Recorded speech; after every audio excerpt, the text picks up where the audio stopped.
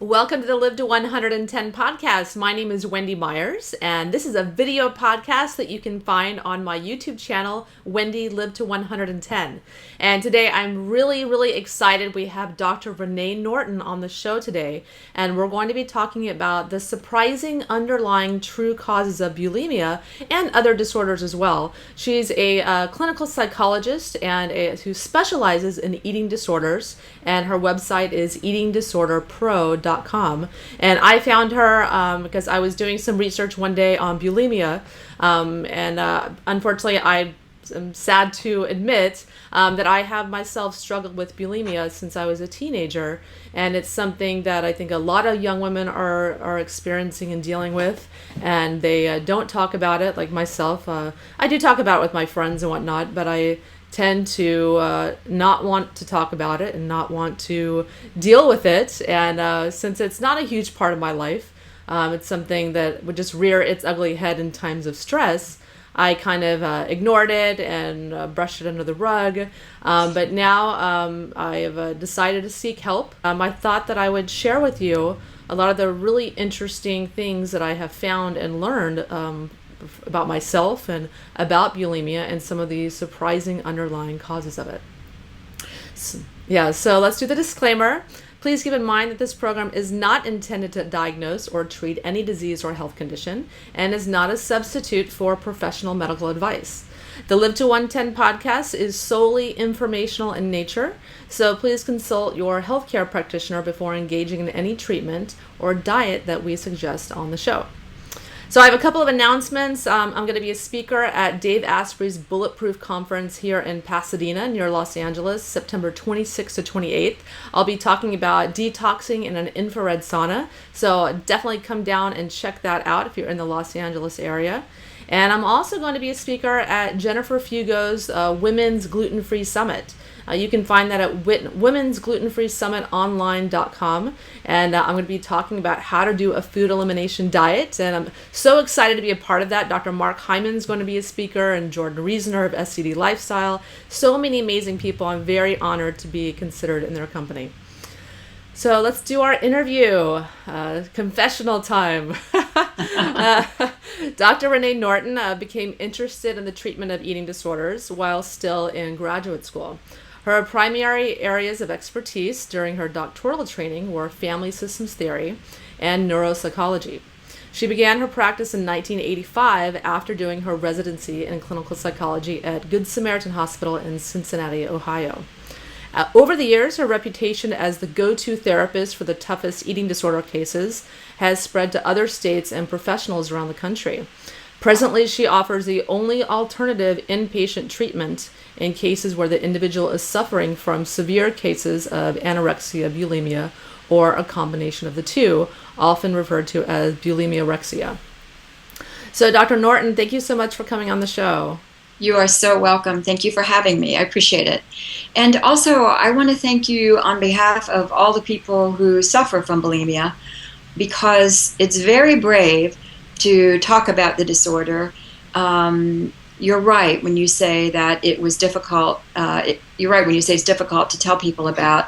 Many people hide this disorder. It's not like anorexia, where you're sort of proud of the fact that you are able to resist eating, and not necessarily proud of having anorexia, but definitely proud of the components of the eating disorder. With bulimia, it's not like that at all. There's a lot of shame associated with it, and it's a very difficult thing for people to reach out and find help. So when we have a famous person or a person in the know who is willing to say, "Hey, I'm suffering myself, and I know I need help, and I'm going to do whatever it takes to get well," it's inspiring for people. Yeah, and of course I was very loath to tell people, the audience and even my clients, whatnot, to admit that, because, as someone people are looking to follow or to lead them on how to eat right and live a healthy lifestyle, it's not exactly something that I want to admit that, hey, I have bulimia. But I think that it's important to It is. Show I'm not perfect. I don't eat perfect all the time, and I decided I don't need to admit that persona that I am perfect, because Yes. everyone has their issues, whatever it may be. Exactly. So it's one of those things that I'm just trying to help other people. So I thought I could tell my story and do that. Absolutely. And I find that people are helped just knowing that the person that is helping them has been there. I think a lot of times, if you haven't been there, if you haven't had an eating disorder of your own, I think your perspective is just slightly different than someone who has. Well, it actually can be radically different, even if you have years of experience, though I think it can be just different enough that I think it makes a big difference when people understand that I was anorexic when I was young, and after I got out of graduate school, I ended up also being bulimic. People tell me over and over again that that was very helpful to them and very meaningful to them. Yeah, yeah. Well, tell us your story. How did you get interested in eating disorders and become a clinical psychologist? Well, as I said, my mother was dying when I was 22 of cancer, and I just naturally lost weight because I was worried about her. I was away at school, and people kept saying things to me like, "Wow, you look great. Are you losing weight?" And I never considered myself to be overweight before that. And so at that point, I connected losing weight and looking great. That was the first problem. And then later, when my mother died, she suffered terribly while she was dying, and her looks, she was just eviscerated with the chemotherapy, and her looks changed dramatically. And at that point, I began to make the association, unconsciously, I believe at the time, that survival meant, that dying meant ugliness and survival meant beauty, and also connect the beauty to losing weight, and now I was just off to the races, right? However, that wasn't the classic beginning for anorexia. I didn't think I was overweight when I became anorexic. I didn't really even know that I wasn't eating. After I got into graduate school, I was there on an assistantship, and I was earning about $125 on the assistantship, and my car payment was $75. So I went to work for the Playboy Club as the camera bunny on Saturday nights. And when I weighed in, the bunny mother said, "Now, you know you can't gain more than 3 pounds." And I said, "Okay." And she said, "So you can't go over 105. And I said, "You mean 135? And she said, "No, I mean 105. And I said, "What are you talking about? I weigh 130. And she said, "No, you weigh 102. So that was a shock. I had no idea. I recognized at the time, that's insane. I can't weigh 102, and I began to recover. So I recovered spontaneously, which is very unusual. That almost never happens. Later, after I got my degree, I ended up with bulimia. I'm an empath, and I had a patient who was bulimic. She used abusing laxatives as a way of purging. Many people don't know that that is a form of bulimia, that abusing laxatives is a form of bulimia. What you get is that relief when you overuse the laxatives that people get when they purge, when they vomit. And also many people try to use the laxative abuse or the laxatives as a way of managing weight. I don't think I was using it as a way of managing weight, but I definitely was addicted to the feeling of the emptiness. I became addicted to that feeling. That nearly killed me. That was a whole different ball game. That snuck up on me. That nearly killed me. And when I realized that I was dying, literally dying of it, I sought help, and I became a foodie. I became a health nut. I began to exercise. I made significant lifestyle changes, and literally saved my life, and have just been getting healthier ever since. About 5 years ago in my practice, to end my story, I noticed really strange things happening with my patient population. They were coming in with all kinds of complications that I'd never seen before. Hair falling out, teeth falling out, obviously infertility, all kinds of symptoms of autoimmune disorders. I don't think I even knew necessarily that they were autoimmune disorders at the time, but I understand now that they were all autoimmune disorders. Really severe anxiety, polyaddicted, addicted to something besides having the anorexia or the bulimia. And I just remember thinking, what the heck is going on? What is wrong right now? I began the research on my current book called Below the Radar, and what I discovered was that in addition to the growing eating disorder population, which is still fairly small, only maybe somewhere under 10% of the overall population, we were looking at widespread disordered eating. So we have eating disorders, small percentage, getting worse, weird complications. But what I really discovered, I thought I was writing a book about eating disorders. I ended up writing a book about disordered eating, because what I really discovered was that there was just widespread disordered eating, and people just simply didn't realize that they had disordered eating. So that's how I got to the place where I am right now. I love what I do, but I find that teaching people how to eat clean, which is a significant component in my success rates, I mean, it really makes a huge difference, is not an easy sell. We live in a society where people, we're the instant gratification nation, and people are overworked and overtired and overstressed. However, I will say that a lot of that stress might be driven by the problems with the food supply. It changes, as you know, it changes the neurotransmitter balance, and it damages the endocrine system, and it creates a situation where the worse you eat, the more you need to eat, and then the worse you eat. Yeah, I love the fact that you use food in your recovery program, because, like you said, it's not an easy sell when you have a large holistic program that works. Like my Mineral Power program, it's a diet, lifestyle, detox, and supplements, and there's a lot to it, and it's not an easy sell, but it works. So for me, I have to hawk what works. I have to offer. I know. Isn't that a bitch? I mean, it is. Don't you wish you could just give in and say, okay, just come. I'll keep my mouth shut when you're eating foods that I know are poisonous to you, because that way I can keep you as a client. But I can't do it. Yeah, I cannot do it. And I try to warn people now when they start out in therapy with me. I don't want to be too over the top about warning people, but I tried to warn them, this is not for everyone. And I do tell people that this is not for everyone. But if you engage, if you grab a hold, you are going to get better, and you are not going to relapse. And there are no programs that I know of that can say that. And there aren't too many examples of that out there. And the reason there aren't, maybe 10 or 15 years ago, no, you know what? I've been looking at the data for 30 years. The data is the same. I wrote my dissertation on this, 25 years ago. How come the rates for recovery are so abysmal in the anorexic population? They are literally abysmal. And guess what? They haven't gotten better. In fact, if anything, I think they've gotten worse.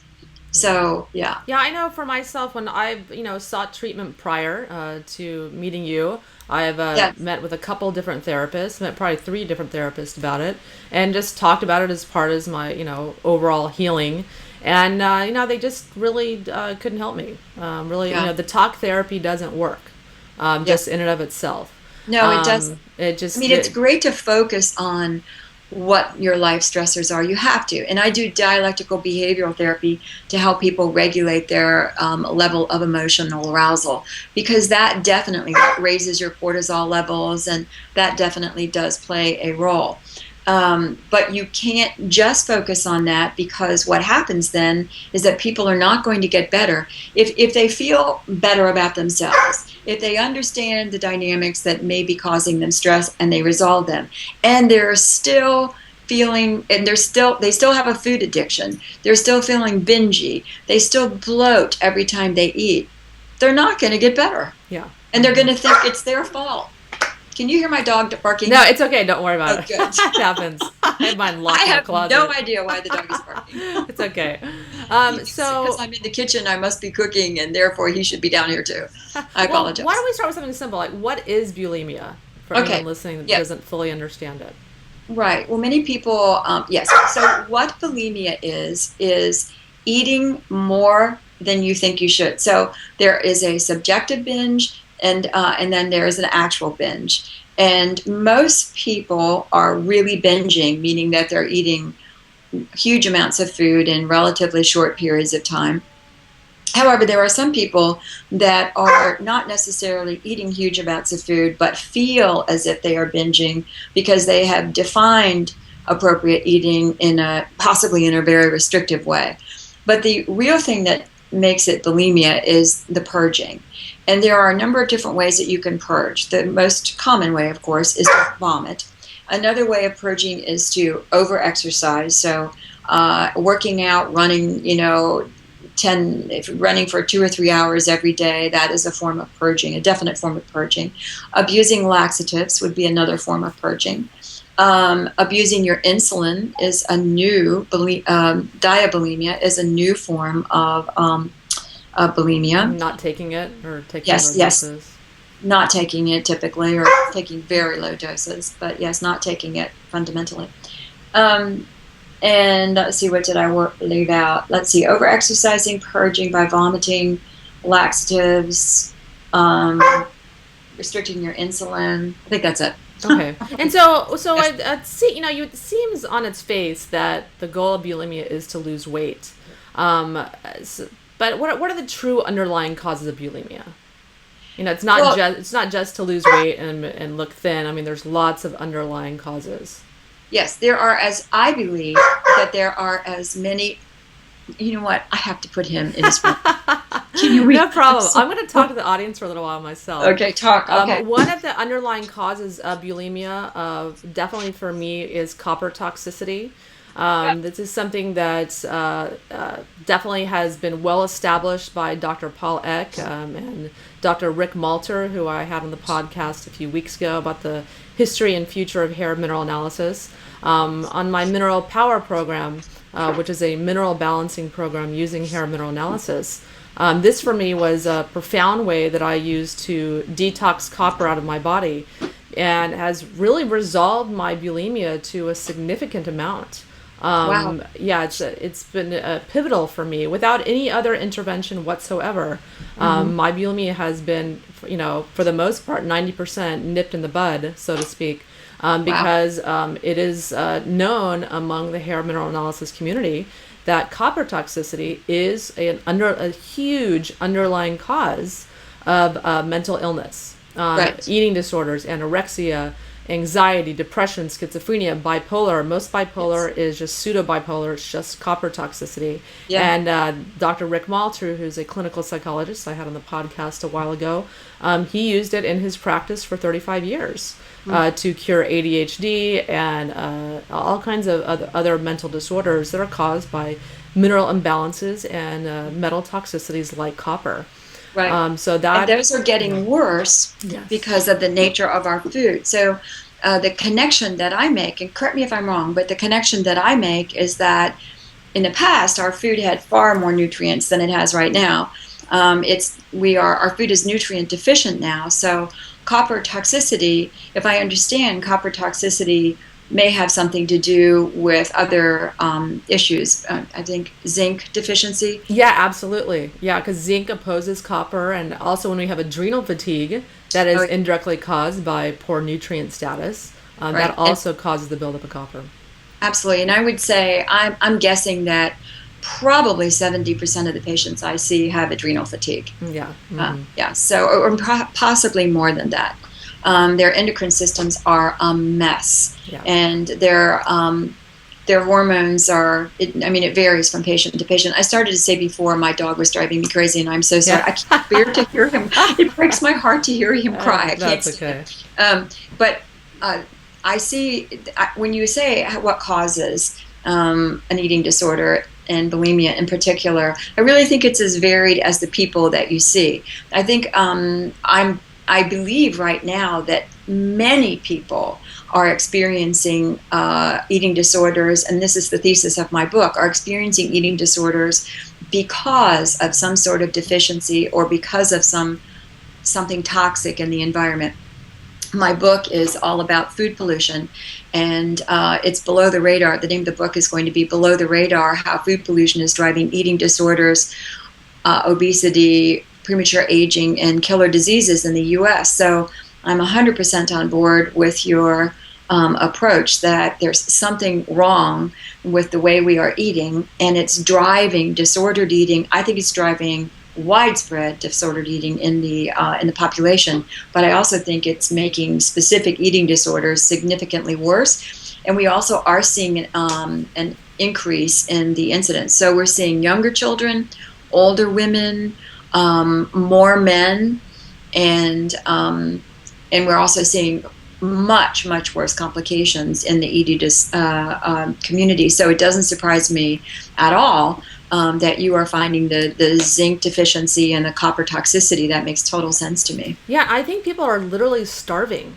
And then they are literally do not have enough nutrients for their bodies and their cells, and they're starving. And we have this plethora of, that's why our culture is obsessed with food.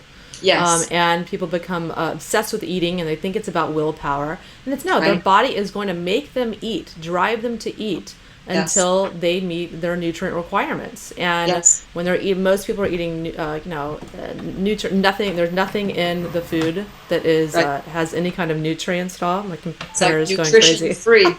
They're eating food that actually depletes more nutrients. Flour and white sugar that deplete magnesium and other minerals. They're starving to death. Yes, I would agree. I absolutely would agree. And it makes perfect sense. Well, and the other thing, pardon me, that explains that from my point of view is this idea of a leaky gut. The brain literally does think it's not getting the nutrients, because even if you put the nutrients in, so let's say I have some patients that are really health nuts, they're foodies, they say, but I supplement. And what I would say is, that's awesome. That is really important. That is really good. That's definitely going to help. But if you have a leaky gut and you're still eating foods that are ripping little holes in your gut, your body still thinks it's not getting the nutrition that it needs. It's still going to send out the signal, find fat and store it. We need fat. We need, and it's going to store it in the wrong places. Yeah, it's a very, very complex problem, and people are completely clueless about what is happening. So, how much... Go ahead. Oh, no. Well, I was going to say, what are some of the other underlying causes? I mean, the classic explanation of bulimia was the controlling father, or what? Can you kind of put some perspective on that? Yeah, the overprotective mom and the critical father. Yeah. Actually, that's why I wrote that was what I wrote my dissertation about. I thought that was a gross oversimplification. In fact, it was somewhat infuriating. But I will tell you, I do see the critical dad and the protective mom sometimes. But I also see the critical mom and the protective dad. I mean, you see everything. So I think that was an oversimplification. But the causes are many and varied. I think there's a lot of social pressure that comes to bear on little kids these days. I think when you combine the pressure to be thin with the manner in which food is affecting us, with genetically engineered, with GMOs in our food, and they use genetically engineered food to fatten cows and pigs. They use MSG to fatten rice to study weight issues. They've been doing that, the MSG part, for years. Now they're using genetically engineered corn and grains to fatten cows. Well, guess what? It fattens us too. So there's no question that the food is addicting. It's obesogenic. It's addictive. It's carcinogenic. It wreaks havoc in our bodies. Then you combine that with the tremendous need to minimize the amount of time you spend preparing your food. So we are the original instant gratification nation. People that I treat are literally afraid of going to the grocery store and cooking their food. I mean, I have to go with them often to the grocery store, dragging them, kicking and screaming. Yeah. Sometimes I'm taking them in a wheelchair because they're so overweight that they can't navigate a grocery store on their own. They simply can't do it. All of those people are out of wheelchairs now, by the way. I don't mean to laugh, but it's just funny visualizing you having to babysit them to go to the grocery store. Yeah, no, people are resistant. They don't want to do it. They don't. No, they don't want to go grocery shopping. They don't think they can. They really don't know how to grocery shop, many of them. Or cook. They definitely don't want to cook.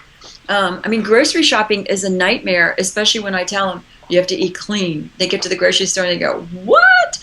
What is that? What does that look like? What does that even mean? So I send them with grocery lists and pictures of the food. drag them into my kitchen. I take a picture of everything that's in there and send them out with the pictures. A friend of mine just said, "Can you send some pictures to my mom of the wrappers of your foods?" Yeah. I said, because I've sent them to him, so he knows that's my favorite way of communicating. Get this one, don't get that one.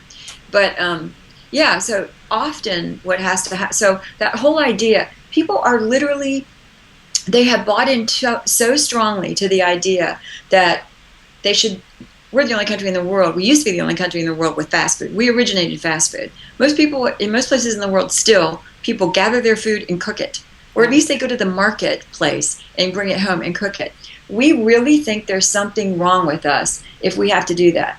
We fundamentally believe the rhetoric that we shouldn't have to spend any time in the kitchen. Yeah. That we should just be able to somehow miraculously eat the food. We got to go back to the basics. Back Yes. to how we used to do things. Exactly. We have to be willing to grow a little bit of the food, or at least go shopping for the food and pick the right food to begin with, and then bring it home. I don't spend long cooking. I don't bake at all, because you have to follow a recipe to bake, and I'm horrible at following recipes.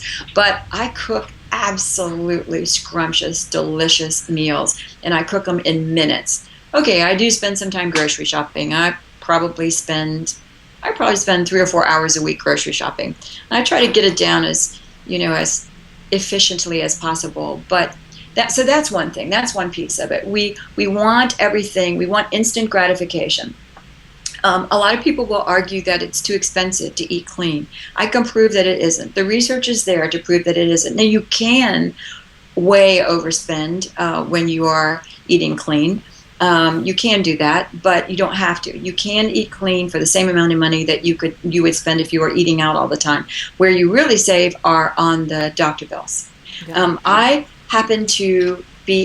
get the lowest healthcare rates you can get. My insurance guys are always like, "Wow, I wish I could get a healthcare rate like this." I mean, and they do all the tests. They're looking for something. They can't find anything. So it's awesome to eat clean and experience the benefits on that end. Especially the older you get, you probably don't appreciate this yet, but you will. As you begin to age, you'll realize, wow, this could cost a fortune. Yeah. Somebody who is severely obese spends twice the amount of money on healthcare as someone who is a normal weight. So it's just to our benefit to think of that, to include that in the equation. So what about vegetarian and vegan diets? I wanted to touch on that a little bit. Because you roll your eyes like I do too. Yeah. But for me, I groan every time I get a vegetarian. I usually just say to people who are vegan, I'm probably not going to be able to help you. Yeah. Because I don't know what to do for them. Yeah. I mean, if they're vegan, their sources of protein are so limited, and they're going to be getting soy somewhere. And soy is like 95% right now genetically engineered in the United States. So I feel that they're just missing so many nutrients when they eat vegan and vegetarian, and it makes it so much harder. It's so nice to eat a big, juicy steak that is 100% grass-fed.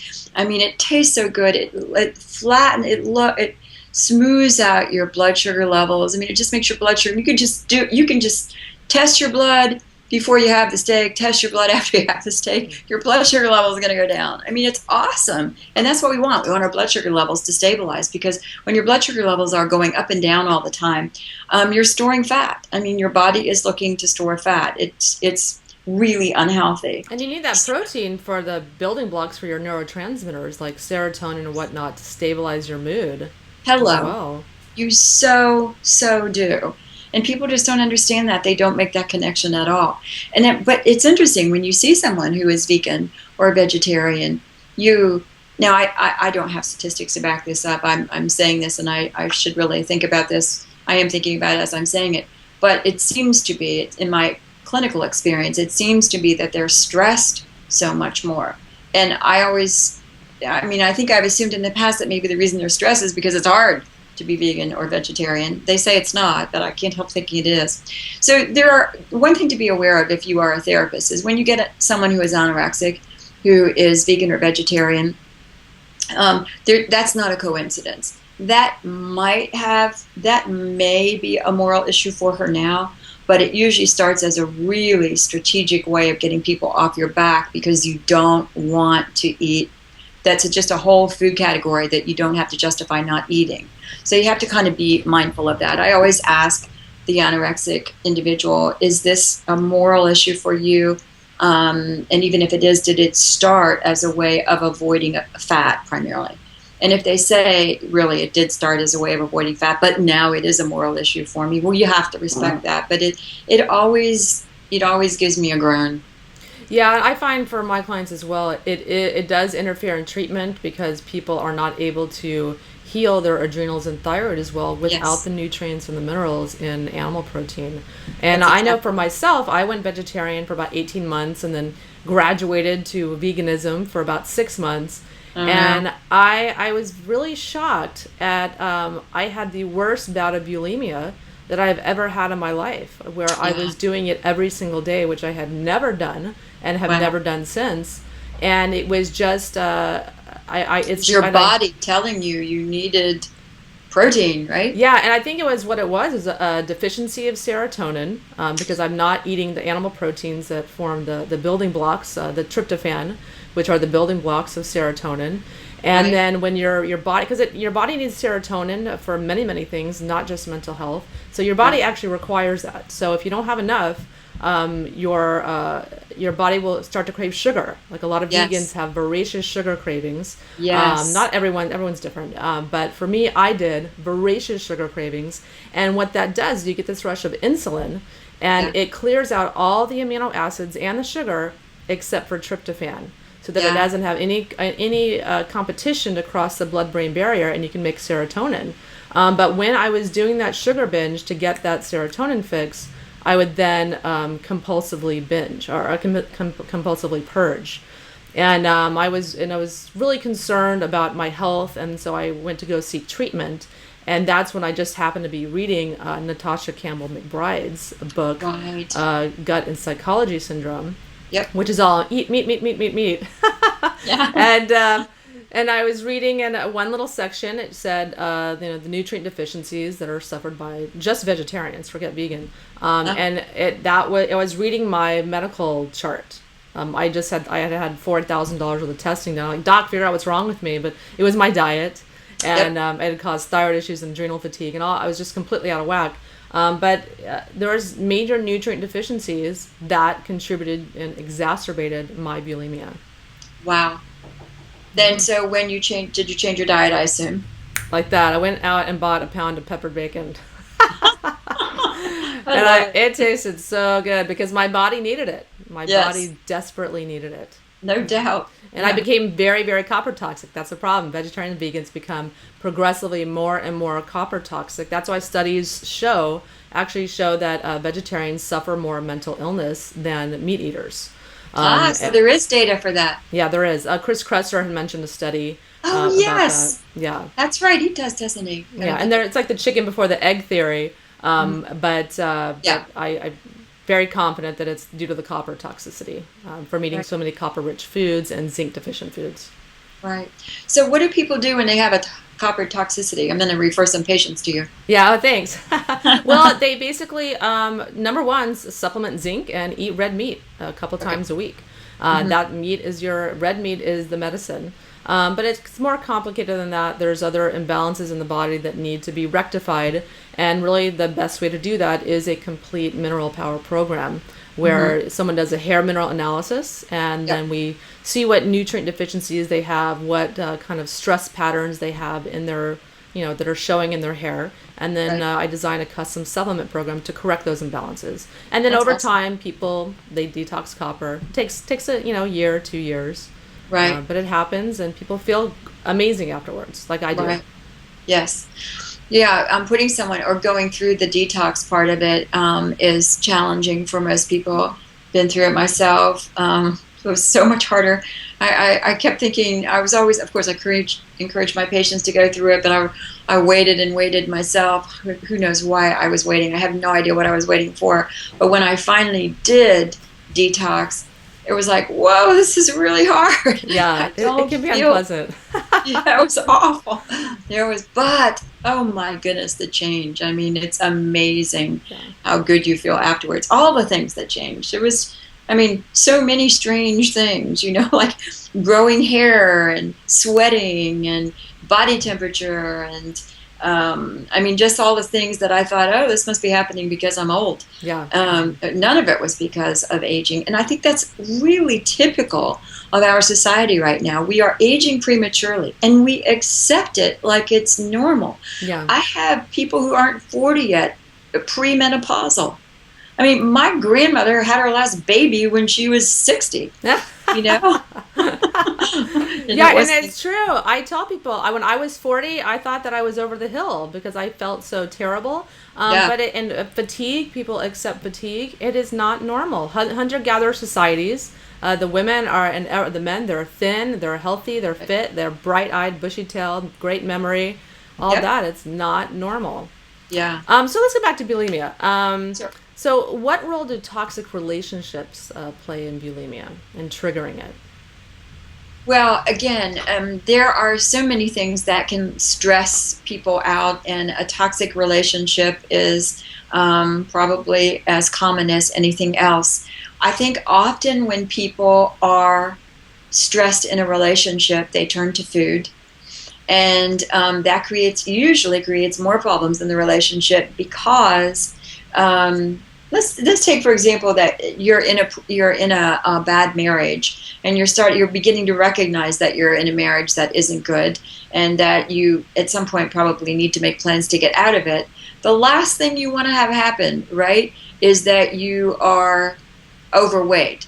I mean, unfortunately, most people do lose weight when they get divorced. Not that they do it in a healthy way. Yeah, the divorce diet. It's the best diet there is, the divorce diet. Yeah, it's not, though.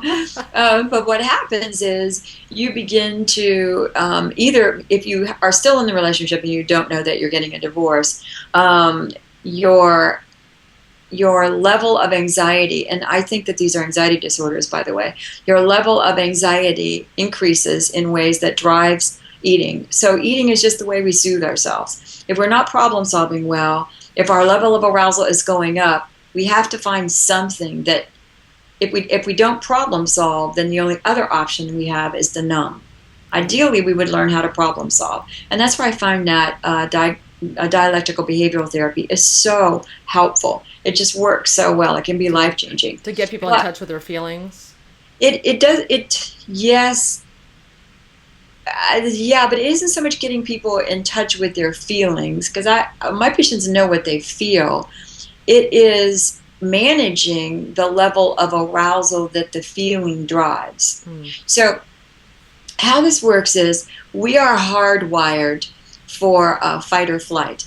Back when we showed up on Earth, 10 million years ago, we work continuously in situations where, that's at Ice Age. Yeah, that's my favorite. Ice Age water, love it. Right, and she does a commercial for what I'm talking about. But anyway, back when we showed up on Earth 10 million years ago, before the Ice Age, we are hardwired to survive, and we were constantly in situations where survival was an issue. So in other words, if a woolly mammoth was chasing you, you needed to either throw your spear at it or run like hell. You needed that fight or flight kind of thing. Well, that's the adrenal rush. That's a huge surge of adrenaline, also cortisol, that we needed. But these days, we're almost never in situations where we're about to die. In fact, when we are, we usually die. We might be in one or two situations where our life is really threatened, and typically, actually something bad happens.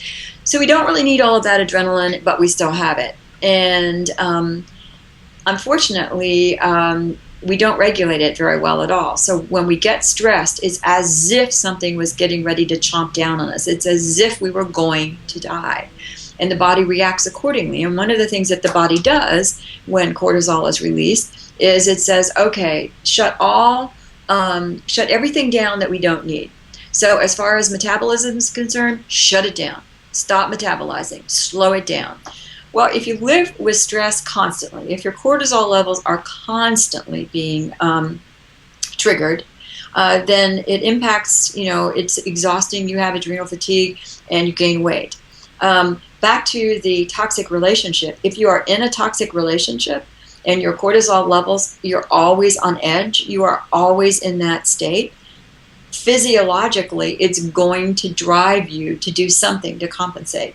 And so what often happens is, well, the brain is already sending a signal, find fat and store fat, and the other signal is happening that's coming across is don't burn fat. So already it's a double whammy. What the DBT training allows people to do or teaches people to do is the good news is that this level of arousal is now language driven. It's language mediated. If you use a word that's upsetting even if it's only in your head, your level of arousal will go up and your problem solving will go down. It's like road rage. Nobody is problem solving well when they are experiencing road rage. There have been instances of women with little children in the car going after a truck driver that pissed her off. Ready, with a baby in the car, right? Baby on board, and she's going to get the truck driver. She's lost her mind. That is an example of poor problem solving.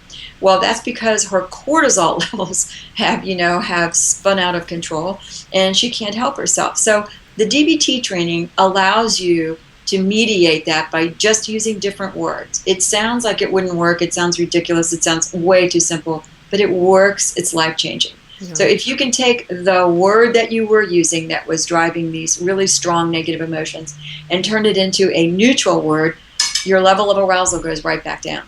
Yeah, I think there's something to be said also for if you're in a toxic relationship and you're near a toxic person and you're dealing with their toxic energy all the time, yes, then it's almost like you want to vomit that out. Like your body wants to absolutely. Get rid of it and eject it in some way.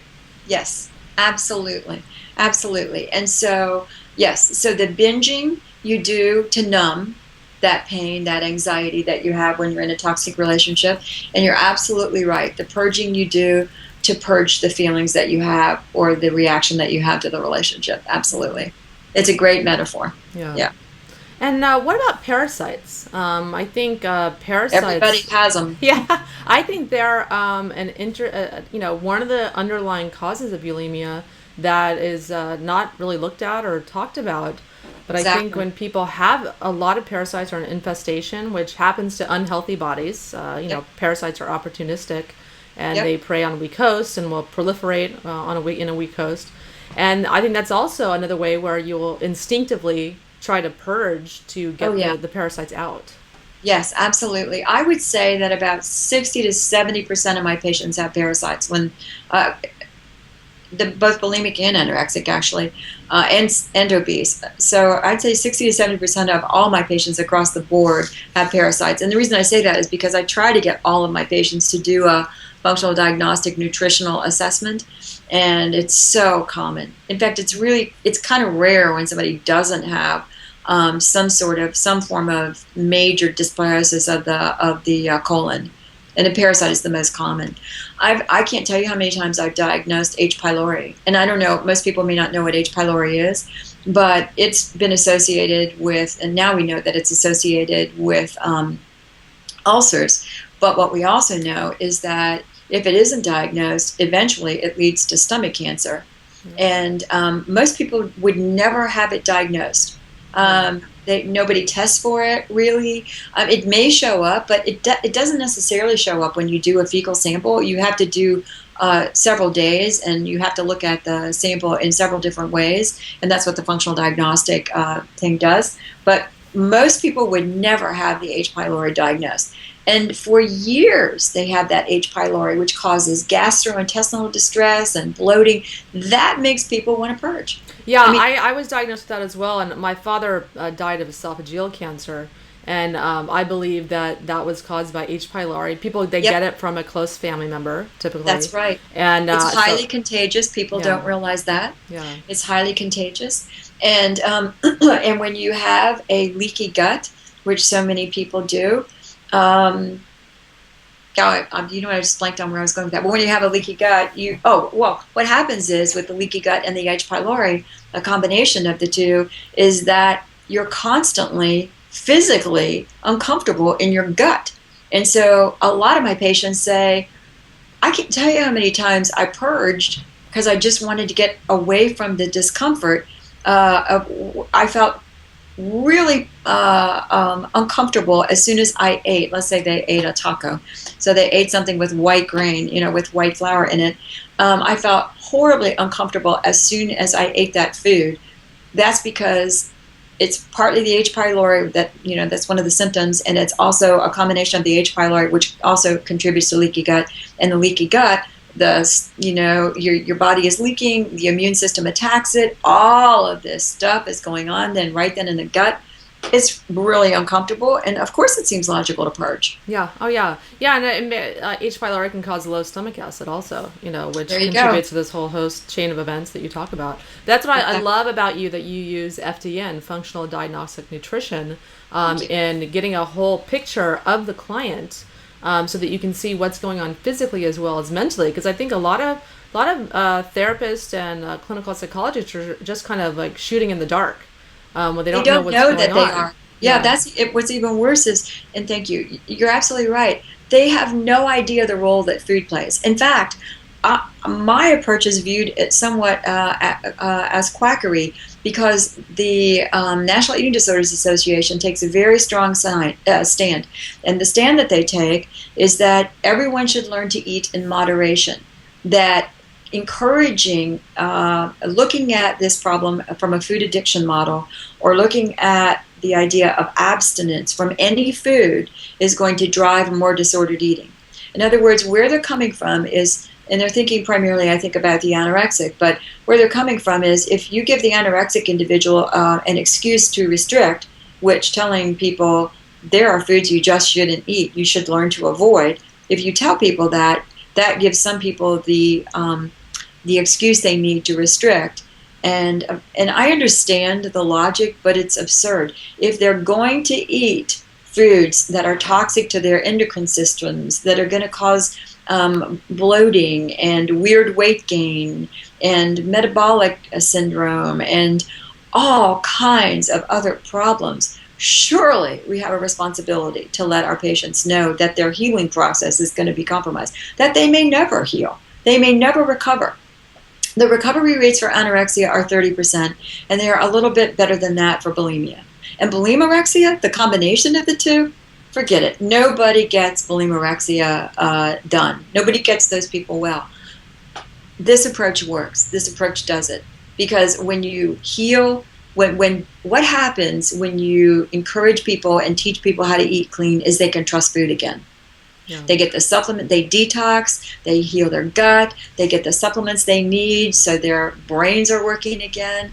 We get them that brain fog lifts, and then they start, the body dysmorphia will go away. The anxiety. I mean, the anxiety people feel before they go on the bioidentical hormones, and the relief from the anxiety that they have after they've been on the bioidentical hormones. I mean, that's assuming they needed them, of course. Now, people get confused about bioidentical hormones and hormone replacement therapy. I'm not talking about hormone replacement therapy. That's dangerous. Like, causes cancer. Don't do it. I'm talking about bioidentical hormones. Mm-hmm. These are not dangerous. They make a huge difference in adjusting and normalizing hormones that are being attacked all the time. And it's life-changing. I mean, it's simply life-changing. I kept thinking, wow, I'm such a good therapist. My patients don't even they come with these horrible anxiety disorders, and then I get them, and then I get them and I work with them for a year, and then they just don't even have an anxiety disorder anymore. Don't have to take medication for anything. Well, what I realize now is it's because their serotonin levels are so healthy in comparison to how they were before. And unless you go through that yourself, unless you experience the anxiety you have when your serotonin levels are all screwed up versus the anxiety you have when they're restored to normal, it's just amazing. And I know on most programs, eating disorder programs, or therapists will use antidepressants and other medications. What do you think about that and its effectiveness? I don't like it. For one thing, they do a lot of damage. So I'm not against medication per se. If somebody really needs to be on medication, I say, of course, she needs to be, if she's suicidal, for example, and she can't manage her affairs and or stay alive, then of course we need to get her on medication. But I say, let's let's evaluate where her serotonin levels are. Let's use a natural approach if we possibly can. Let's use a holistic approach. Let's change her food. Let's change everything we can before we conclude that the only thing that's going to work is an antidepressant or an anxiolytic. I love it that you don't, typically use antidepressants and you get to the root cause of what's actually causing the serotonin or neurotransmitter imbalance. Because again, I think a lot of practitioners are just shooting in the dark when they just automatically write a script for, if they have depression or anxiety. It's just automatic without any kind of investigation whatsoever. Right. For years, the favorite treatment for anorexia was Zyprexa and Abilify. Both atypical antipsychotic medications, and like really damaging. Just really, Zyprexa can cause type 2 diabetes. I mean, it's the saddest thing I've ever seen. It would make the patient gain weight, but then as soon as she could, she'd get off of it and lose the weight and more. And it was just, I'm not a fan of antidepressants and anxiolytics. I think they may be necessary for some people, but I think you can heal so much of what's wrong with clean food. Clean food is medicine. We were designed to eat clean, and clean food works brilliantly in our bodies, just brilliantly. It really and truly, it's not neutral, it's healing. And so are there any other causes of bulimia that you wanted to discuss that you can think of? Well, not off the top of my head. I mean, my main focus, as you know, is the toxic nature of our food. I think stress in general. I think it's hard to separate. So I don't look at causality in a linear way. I look at causality as multiply determined, cyclical and multiply determined. And so I think that there are in each person many things that came to bear that resulted in the individual having the eating disorder. And I think that's why you have to use a very patient-centered approach. That's why the functional nutrition, and I also like functional fitness, and that's why the holistic approach is so very important.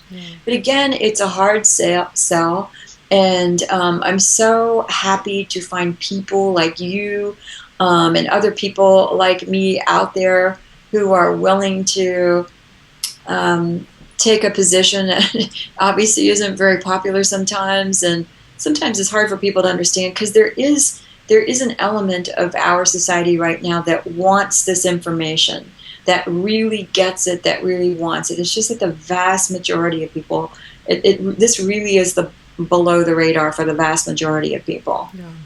And so how does one recover from bulimia? Kind of what it is, do you have any kind of approach that you use? My best strategy, I think the thing that has worked the best, aside from the fact that I teach people to eat clean, which is enormously helpful for them in terms of staying recovered. But the best strategy for me is when I tell them, you can binge as much as you want. You're not going to have to worry about gaining weight. Binge away. You just have to promise me that you're binging on clean food. And so, and also you get to eat really fatty portions of delicious meat. You get to slather stuff with really delicious oils. You can make popcorn, then put butter on it and coconut oil on it. It's delicious. That sounds good. It is so good. You can make kettle corn in minutes without ruining a pot or a pan to do it. You can make fudge that is so good for you that it could be considered a supplement. You get to eat all kinds of organic fruits and vegetables. So you can binge to your heart's content. You can eat all day long if you want to. You just have to eat clean. So most people are like, I could probably do that. So that helps a lot. The worst thing you can do is tell somebody who's binging to stop binging. Yeah. Right? It's amazing how many therapists say to their patients, abstinence. Okay, first thing I want you to do is stop binging. And my patients will say to me, because they've been to those therapists, I'm thinking to myself, oh, okay, right. I'll just stop binging. Yeah, yeah, I hadn't thought of that before. I tried that. Yeah, why didn't I think of that? Thank you so much. And then they never go back to that person. But it's amazing how many therapists think they can just tell the patient, okay, don't binge anymore. So you obviously can't tell the patient not to binge anymore. But what you can tell the patient, what you can reassure the patient is that if she eats clean or he eats clean, eating is, the longer you do it, the less you're going to think about food. The more you're going to see food as fuel. So that's one thing. The I other love thing that you have is, recipes on your site as well. That you've got yeah. a lot of, you got tons of recipes, and you have videos on there about cooking videos, and you've got a podcast. You have lots of support that you provide your clients. I love that. Yeah, really try to. Yes, thank you. And then the other thing is, you do have to find out what damage you've done, and you do have to correct the damage. So you're gonna have to. I haven't seen anybody yet without a leaky gut. So you're gonna have to identify what's going on in the gut, and that's the functional diagnostic thing, the FDN thing. And then you're gonna have to take the steps to correct it. And it takes a while, like you said earlier. You're gonna detox, and most people want an immediate fix. They want instant gratification. They want to go to the doctor and get the pill. So I have to tell them all the time, okay, it's not going to work like that. Yeah. You're going to come to me. I'm going to tell you, well, we're going to try this, and then we might try that. And depending on what happens with those two things, then we're going to maybe do this. And they're going, what? No, I just want to know, what do I need to do? Like, what do I need to do, like, right now? And the only thing I can tell them right now is eat as much as you can clean. And that's a tall order. And so I really don't even want people to necessarily, I tell them you can binge as much as you want as long as it's clean. I don't expect people to start eating clean right away because it's too hard. It takes time. It's just too hard. So it's important that they have a sense that they suspend their impatience, and that they have a sense of, this is going to work out, I'm going to get well, and I'm never going to be sick again. And that they're willing to put the time in to learn a new, and I hate the word lifestyle. I always groan when someone says it needs to be a lifestyle change. So I really hesitate to use that word. But they do have to learn new ways of living their lives and managing. What is some of the damage that it's caused by bulimia? Because I think that's something, when people know kind of what the damage that they're doing, it can be a motivating factor to stop. I think a lot of people, they just don't want to know about it. They just turn a blind eye to it. Well, we've been talking about some of it, like the leaky gut, the mineral imbalances. They can do esophageal damage when they purge. They can absolutely ruin their teeth. I've had patients who don't have enough bone left in their jaw. Those are usually bulimia anorexic individuals who don't have enough bone left in their jaw for even implants. Of course, they are, they're messing with the neurotoxic. And therefore neurological issues can be part of the bulimia. I mean, anything that the endocrine system touches, you can be damaging. It's really hard to. There are as many different complications of bulimia as there are toxins in the environment. It just depends on what your favorite toxin is. Mm-hmm. Yeah. So do you use detox as part of your program? Oh, definitely. That's it's really part of the FDN thing. But I really want my patients to go through the functional diagnostic, and I support them through that. I refer to someone else for that, but I support them through that. Yeah. That's really unusual. I didn't realize that you encourage that. That's very unusual for a therapist. It's really important. It's really helpful. Otherwise, I'm treating the psychological parts, and I'm really strongly encouraging them to eat differently, and we don't know enough about what they specifically need to do to get their guts healthy again and to avoid the foods that they are allergic to, because they become, not necessarily allergic, but they become sensitive to so many different foods because they're leaking out of their guts, that unless you know which foods they're sensitive to and eliminate them, you've got all that inflammation, and inflammation is horrible. It causes Alzheimer's. It's been implicated in many of the major diseases that we are seeing today, major chronic diseases that we're seeing.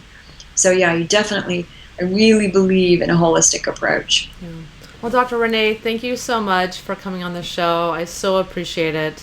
You're so welcome. Thank you for having me. It was wonderful. And thank you for the work you do. Thank you.